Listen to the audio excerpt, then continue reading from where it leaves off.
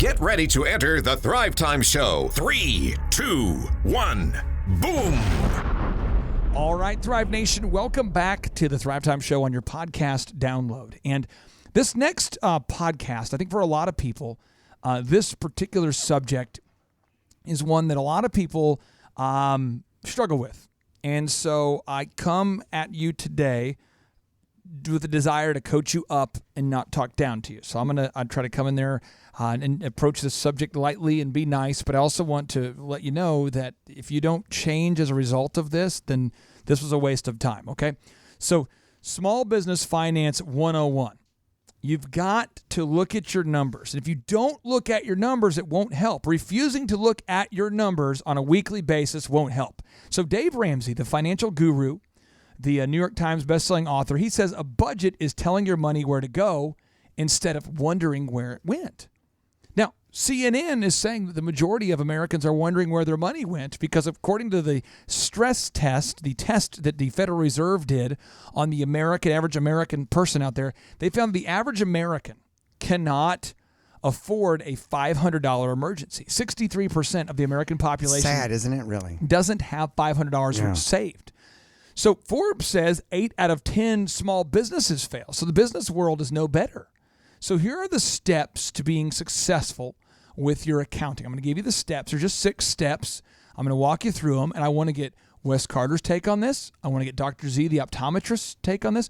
Wes Carter's a top attorney. He works with a lot of our clients. If you're listening to this podcast and you need an attorney, he can help you out. Ryan Wimpy is a business owner. So here, Dr. Z owns multiple companies. Ryan owns a successful company, Tip Top Canine, and Wes is a top-level attorney. So step 1, Z.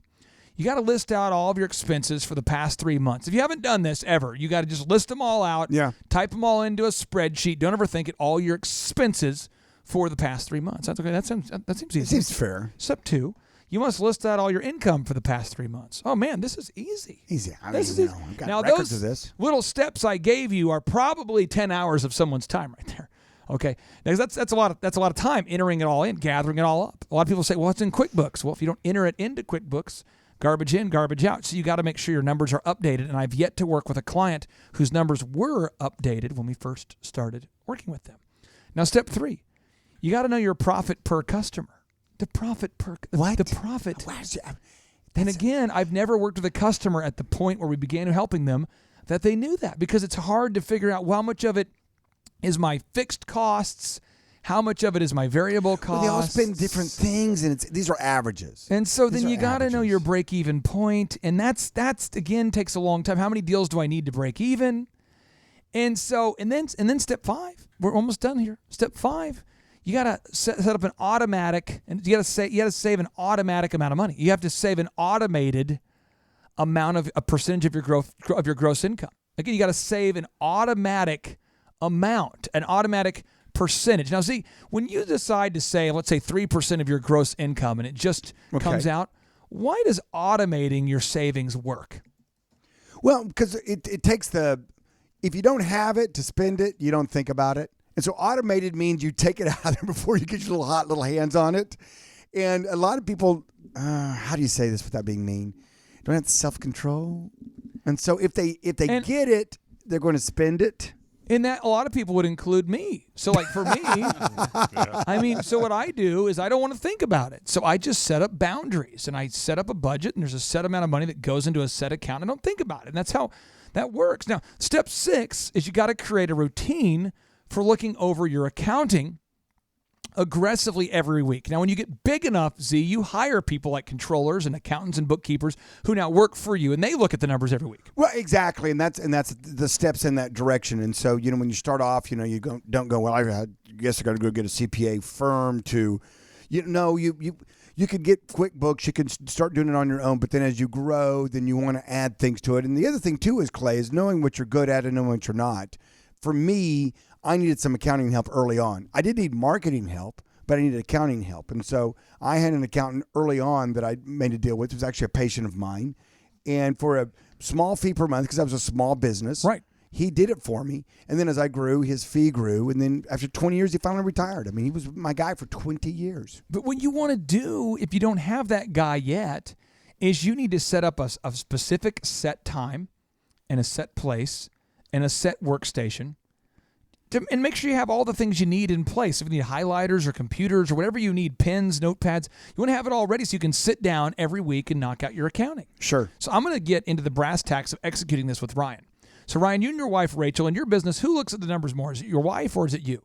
We both do quite a bit. Okay. Probably her more. And do you have like a home workstation? Do you like to work at the office? Or where do you like to typically get down on it as it relates to accounting? The kitchen bar.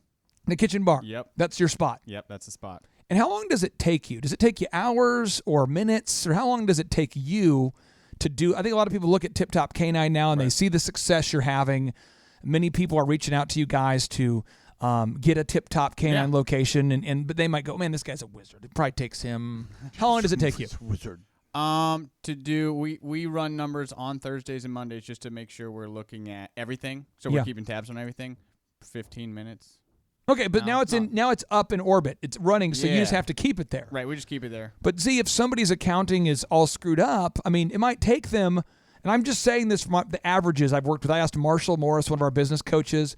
I asked all of our business coaches this morning. I've asked the team, and it seems as though the average client, it's going to take them over a dozen hours to get their numbers straight if they've never done this. I mean, it's like cleaning out the garage, Z. I mean, this could be a big task. It could be a big task, but it's something you have to tackle, you have to do. And so hopefully you set it up correctly up front. Hopefully you're tackling this up front. But if not, then you've got to bite the bullet and get her done. Now, Wes, as an attorney, how often do you see a situation where one, if somebody says, I don't like the way taxes work, so I decided to kind of form a little trust over here, a little LLC over here. I'm kind of based in the Caymans, if you know what I mean, Wes, and I wanted to see if you could help me, kind of what I would call expatriate my funding. I mean, do you ever get some squirrels that reach out to you to try to get some creative advice on not paying taxes? Yeah, we're going to put it offshore, and it's totally legal because my buddy did it, and he hasn't gone to jail yet. He lives in Latvia. My other buddy lives in Costa Rica. That is a place. It is. And being the cynic I am, let me point out, too, that if you're not staying on top of your finances, you're not going to have any idea if your partners are stealing from you or your employees are embezzling from you. So people could be robbing you blind. You wouldn't even know it. So, again, if you feel like you're stuck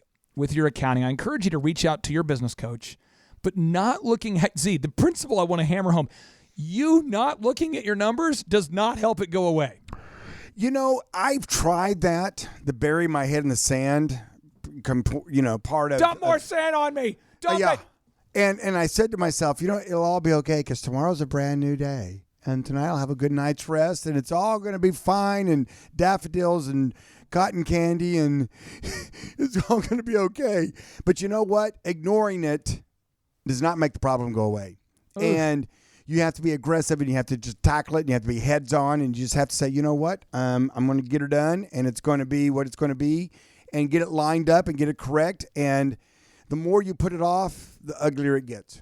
Ooh. Well, Thrive Nation, I always want to end this show with a boom. But again, just a quick reminder, if you're absolutely in a bad spot with your accounting, don't refuse to look at it. You got to be proactive, have somebody that helps you. Hood CPAs is a great sponsor of the show. If they're not a good fit, find somebody to help you and at least reach out to your coach. Tell them you need some help, and they're going to help you go through the steps needed. We even have workspace. We have workspace. We've had people fly in from other cities and fly to Tulsa to take advantage of our workspace. This has actually happened numerous times, and someone will take dozens of hours and just get financially in a good spot. Yeah, sometimes just knowing helps. I know. And you know what? Well, I'm going to tell you this. This is a quote I heard from Lou Holtz, a famous football coach. And he says, when you find yourself in a hole, step one is stop digging.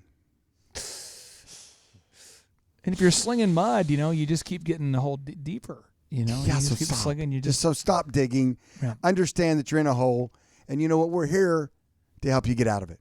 Ooh. Well, Thrive Nation, 3, 2, 1, boom.